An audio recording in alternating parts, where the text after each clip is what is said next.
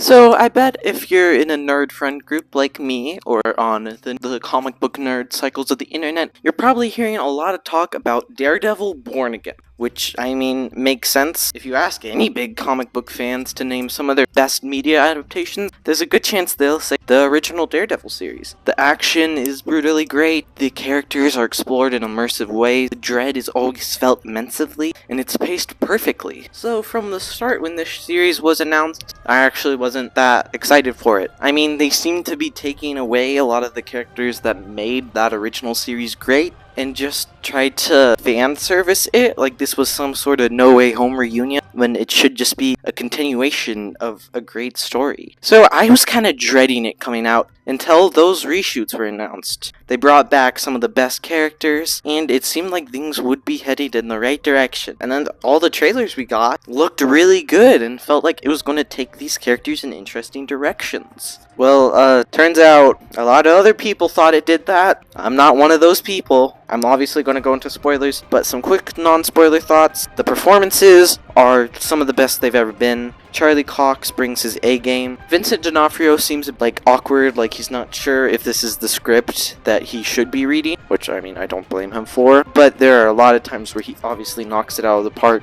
And Wilson Bethel is incredible. To the point where I wouldn't mind if he surpassed Fisk to become the main villain of this series. Also, a lot of the direction is sometimes cool, but a lot of times it's framed so awkwardly, and a lot of the lighting too. So much of it just feels soundstaged in a way where that original series just felt like you were a part of it. It was so immersive, no matter how small the screen you watched it on was. But if I really want to get into my issues with this series, spoilers in 3, 2, 1, Foggy Nelson and Karen Page. These writers don't know how to handle them. Yes, I get that when this creative team was brought on during the reshoot, that they were kind of trapped into a corner, but you could have at least given it more time. Yes, I am also impatient to see these wonderful characters again, but if I had to wait 6 more months or a year to see them treated with respect, I feel like that would be way more worth it. Foggy should never have died, and I get that I have a bias because I love the character, but story-wise I felt like it was handled so poorly. He was the cornerstone of that Netflix series.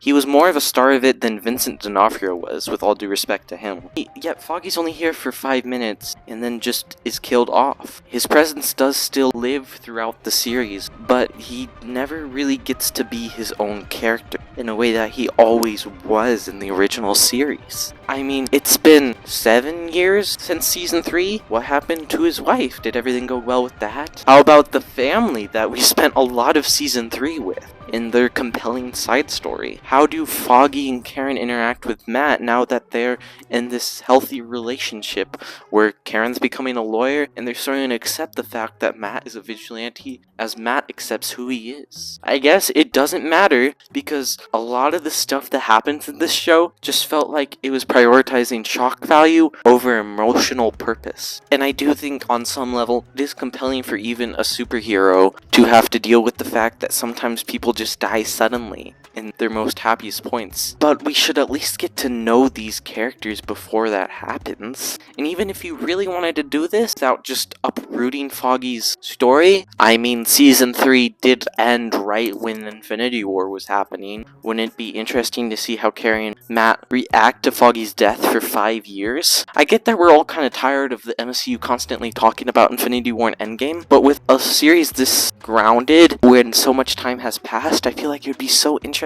to see how the criminal and legal world of New York reacts to this. But I guess this is the way Foggy had to go. And Aaron abandoned Matt? At first, I feel like we all thought that this must mean that Foggy is secretly alive and she just has to hide it from him. And even if they did that, I would obviously be happy, but that still doesn't excuse just brushing over Foggy and Karen's stories throughout the past 7 years. Unless, you know, season 2 is like half flashbacks, which I really doubt. I get she comes back in the last episode, but this is baffling. These guys have been through everything together. They were the light to each other, and Foggy was a great part of that light, but him being gone won't shatter it. This is one of the greatest forms of character assassination I've ever seen the MCU do. It's insulting, and Karen deserves better, as she's easily the best part of that original show. The part that grounds it. The part that gives it heart. The part that gives it meaning. Without her, that show would not stand as well as it does. And this show that barely has her kind of proves that. It just moves past everything that made the Netflix series great. The way Matt had to deal with his weird parent relationship, whose mom isn't even mentioned in this series. The way he has to deal with the fact that his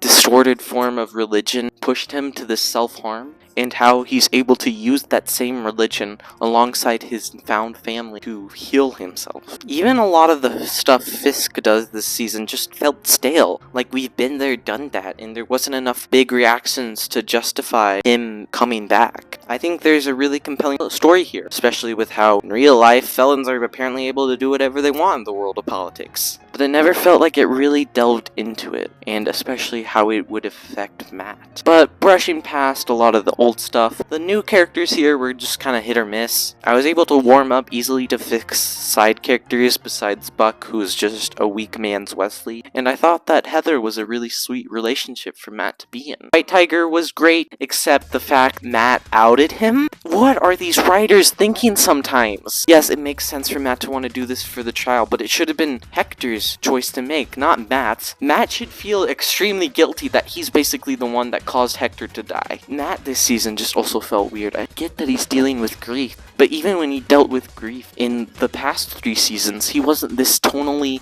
and morally inconsistent. But one thing that I can say is improved on from the original series is Punisher. Everything he does here is great, enough that it made me more excited for his own special presentation than I am for season 2. Everything with the cops are great, and I love how it didn't feel politically neutered at all. I even think that episode 5 was actually kind of fun. I think it's interesting to do a bottle episode in Daredevil, and I think it was actually an important part to having Matt go back into the suit, even if I selfishly really wanted Kamala there, because her interacting with Matt and being able to give him the strength to become a superhero again, I think would be cool. Another character from another Disney Plus show that I thought was fun was Swordsman. Everything he did was fun, and I thought that he was a really neat addition here that fit in a non-intrusive way. Then there was the person who was marketed as the main villain of this series, Muse, who's underdeveloped to all hell. You never really get a sense of his motivations, and his backstories feel like they were pulled out of a hat. I feel like you could have explored him more, but they just kind of immediately got rid of him once we get back to the stuff that was reshot because they want to go back to Bullseye, and him and Muse could be too similar.